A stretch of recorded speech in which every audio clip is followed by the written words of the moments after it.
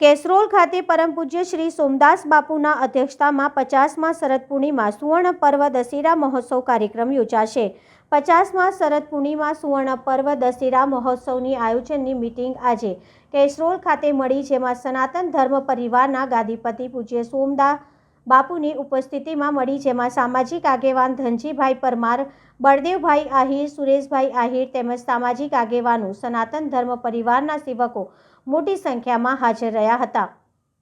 વર્ષ ધર્મના પ્રચાર પ્રસાર આપણી ગાદીના સંત એમના સાનિધ્યની અંદર જે પણ કંઈ કાર્યક્રમ કરીએ છીએ એ ઉત્તરોત્તર સફળ થતા ગયા છે। આ વખતે પડકાર છે, 50મું વર્ષ છે અને જ્યારે 1 લાખ જેટલી મેદની જનતા અહીંયા આવવાની હોય ત્યારે એને સુવિધાઓ આપી, બધાને સાચવવા અને સારામાં સારું આપણું જે શ્રમ યજ્ઞ છે, આ ઉજવણી કરવાનું, એને સફળ બનાવવાની જવાબદારી આપણા બધાની સંયુક્ત રહે છે। એટલે સજેશન કરવાના છે આપણે, હું પણ સજેશન કરી દઈશ અને એમાં ભાગ પણ લેવો પડશે, કારણ કે 5, 25, 50, 100 માણસથી આ કાર્ય સંપન્ન થાય એવું નથી।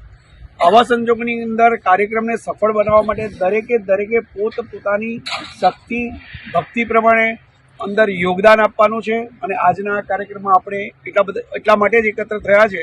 ત્યારે હું સૌને કહીશ કે સજેશન આપવામાં જરાય કચાશ ના રાખશો અને શ્રમદાન કરવામાં પણ કચાશ ના રાખશો। સુવર્ણ જયંતિ મહોત્સવ કેસરોલ મુકામે ઉજવવા જઈ રહેલો છે।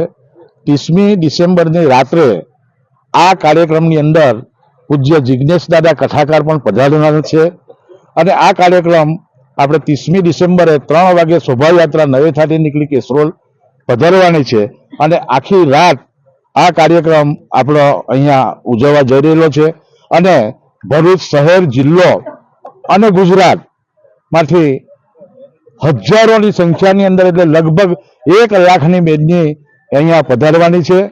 તો આ કાર્યક્રમની અંદર તમામ ભાઈઓ, બહેનો, માતાઓ, બાળકો સારી રીતના આ પ્રસંગનો લાવો લે, એ પ્રસંગને ઉજવે અને સાથે સાથે હું તમામ ભાઈઓ બહેનોને એક આમંત્રણ પણ પાઠવું છું કે 30મી ડિસેમ્બરે આ જે એક મહાયજ્ઞ છે, પૂજ્ય સોમદાસ બાપુના સાનિધ્યની અંદર આ એક મહાયજ્ઞ આપણે યોજવા જઈ રહેલા છે, એ યજ્ઞની અંદર આપણે સાથ સહકાર આપીએ અને આપણે પધારીએ એવી વિનંતી। જય ગુરુદેવ।